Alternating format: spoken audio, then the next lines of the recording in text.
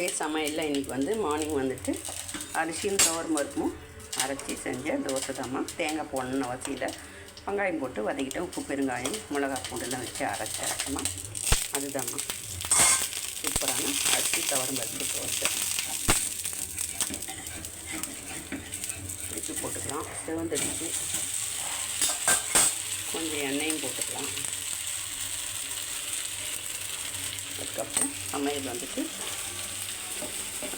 சாப்பாடுமா, சுட சுட சாதம், அதுக்கப்புறம் பச்சை சுண்டைக்காய் வீட்டிலே காய்ச்சதில்லம்மா, அதை போட்டு சாம்பார் வச்சாச்சுமா.